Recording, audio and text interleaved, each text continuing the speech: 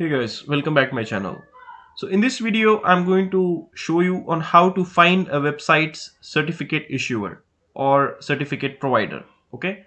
So before we jump into that demonstration, I would like to explain few things here, particularly what is a public key certificate in cryptography. All right. So this public key certificate is also known as digital certificate or an identity certificate. Okay, it's an e-document used to prove the validity of a public key. All right. So you may ask me, what is a public key basically? So basically, a public key is a cryptographic key, right? That can be used to encrypt messages. Okay. That is intended for a particular recipient. Like for example, let's say person A is trying to send a message, okay, via email to person B. So this particular public key ensures that the message is encrypted using some algorithms, okay, and it's completely secured, and it's made sure that it is not in a non-readable format to a third person. Okay, so that's the use of a public key, guys. All right.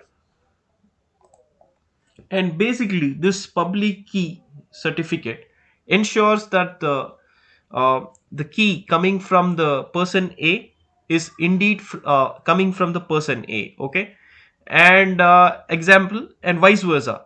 So it also means that any messages that is received back from the or the acknowledgement that is received back from the person B to person A is indeed coming back from the person B. So it's basically the certificate is responsible of the integrity of the message being passed between the person A and person B, guys. Okay, so that's the role of a public key certificate here. Okay, and what all it contains is the certificate includes the key information, okay, and relating to the identity of its owner, okay, and also the digital signature is also verified. One, if there is a public key, okay, there is a digital signature, okay, the certificate is basically signed by the owner that this is a valid certificate. Okay, it's like a seal that's punched on the certificate. Okay, the signature contains uh, what you can say, the owner's information, like it has a subject.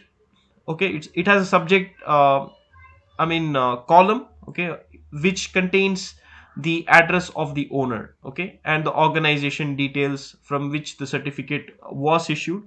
All these details comes under the subject section. And if once a certificate is issued to let's say a website, okay, what happens in the background is first the signature validation checks happens. Okay, there will be a software validating if the signature is valid or not. And once post the signature validation is passed, the certificate then starts trusting the issuer. The software checking the integrity of the signature of the certificate uh, gets passed, and after which the certificate is deemed to be trustworthy, and then the communication happens smoothly between the person A and person B, as an example.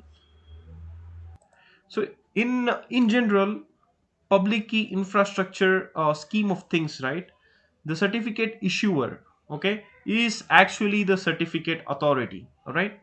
So I will be showing that in a short while now, but before that I would explain you more this on a real life example basis. What I'm going to do is I'm just going to search here, what is a public key. Sorry guys.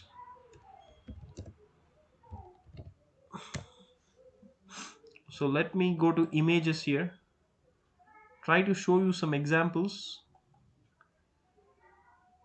Okay, this is not giving me exactly what I'm looking for. Let me do something here. What is public?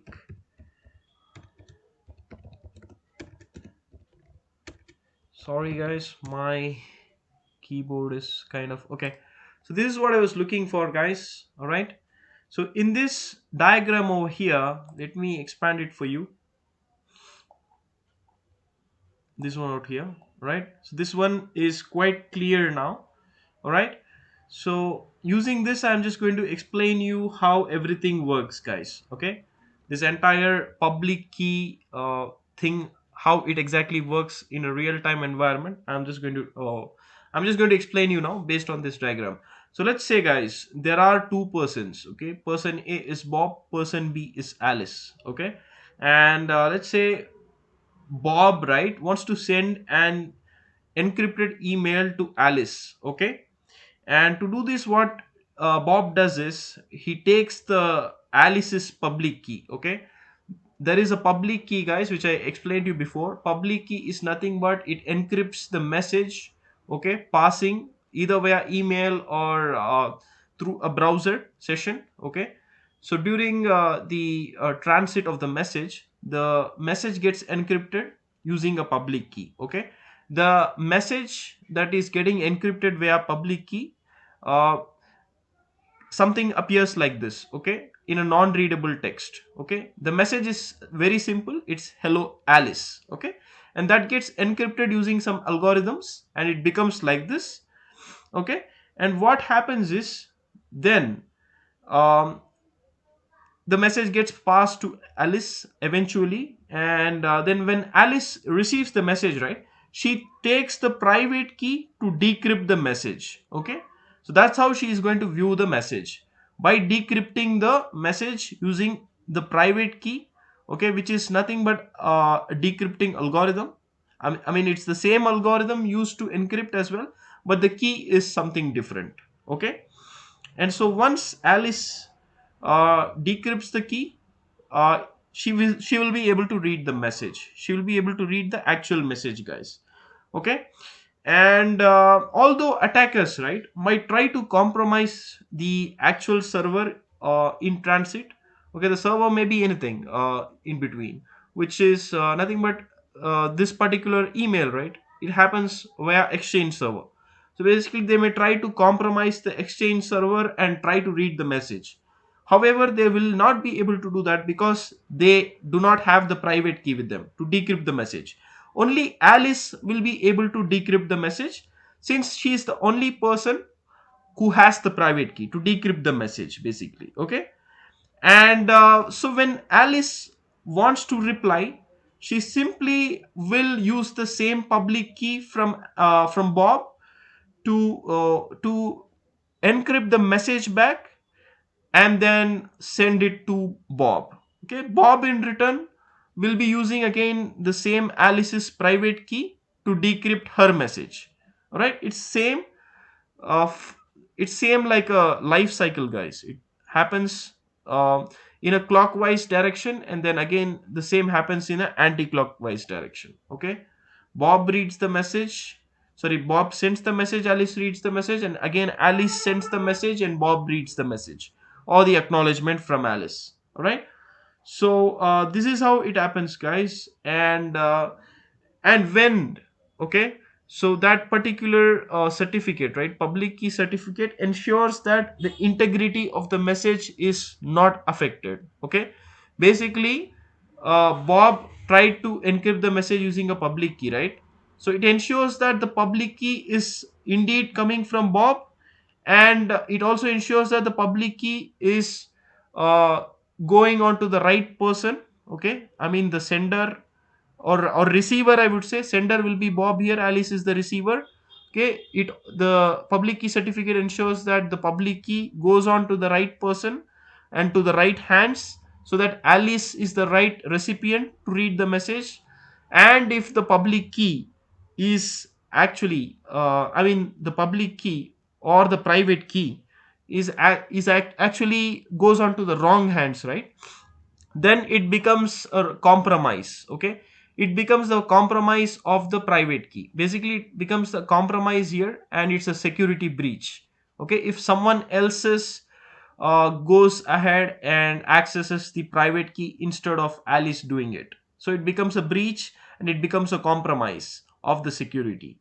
Okay, and that is something called as a man in the middle attack. Okay, there will be a third person here who can try to hook in and steal the private key from Alice. So in that case, what happens is even the certificate, uh, I mean, in totality, it is called as a certificate compromise. Okay, so that is how it this everything works, guys. The public key infrastructure. This is the core of the public key infrastructure. Okay, and in cryptography, this is something called as asymmetric encryption, which we call. Okay, basically what happens in a asymmetric encryption is that to encrypt a message there will be a public key, and to decrypt the message there will be a private key. Okay, but however, when it comes to symmetric encryption, there will be only one single key. Okay, the single key in the sense it will not be a public key, guys. It will be a secret key. It is called as a secret key. All right. When it comes to symmetric encryption, what happens is the secret key is both used for encryption and decryption purpose. All right, so that is the difference between symmetric and asymmetric encryption, guys. Okay, asymmetric has public key and private key. One used for encrypting the message, and another one used for decryption of the message.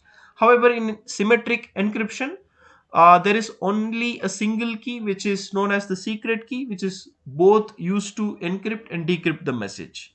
So, in that case, I will say asymmetric encryption is more secure, but more in recent time we all are into using the asymmetric encryption standards. All right, so that's more common these days.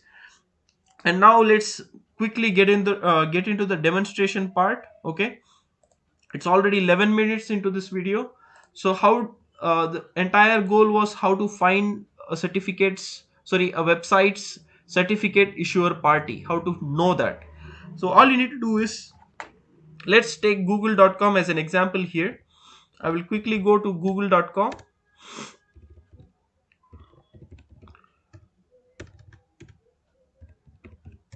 and I will hit enter here. And immediately what I will do is, on the top left corner, right before the address bar, there is a lock symbol. You just need to click view site information. And as soon as you do that, here there will be a message called connection is secure. Just open that, and there, before, I mean, before the X mark, you will see a certificate here. Okay, you just have to open that and you will get a certificate viewer pop-up. Right here, what you will get is issued to. Okay, and there you will also see below issued by. So issued by is nothing but the issuer details. Okay, it's nothing but here the common name, right? Common name is nothing but the issuer name actually. Okay, and the organization is what you will uh, come to know as the issuer party. Okay, it's nothing but Google Trust Services LLC is the actual issuer of this certificate. Okay, however, this particular company is actually, I mean, it's actually providing the certificate of the website google.com. So basically this is the issuer name. All right, and also this is a way you can find a genuinity of a website, guys. Okay, so this particular common name, okay, should match the certificate's address, actual address, and that actually proves the genuinity of a website. And if you go to details tab, you will have a lot of details here. Okay, like you will see subject alternative name, and then fingerprints through which the message is getting encrypted. Okay, it's SHA-256. Okay, it's nothing but the algorithms, the encryption algorithms, and then the certificate of subject alternative names which are mentioned here. Okay, all these details will be available under details folder, right? And under the general you will see all these details, to which party the certificate is issued. Okay, this is actually the receiver's address. All right, this is the receiver's address, and this is the sender details basically. Okay, issued to and issued by. Okay, issued by means the sender's addresses, sender details, and issue 2 is the receiver's details. Okay, so this is how it works, guys. All right. And if you found this video helpful, please hit the support button and do not forget to subscribe my channel. So we will meet in the next video with more useful content like this, and until then, stay safe, eat healthy, cheers, ta, bye bye.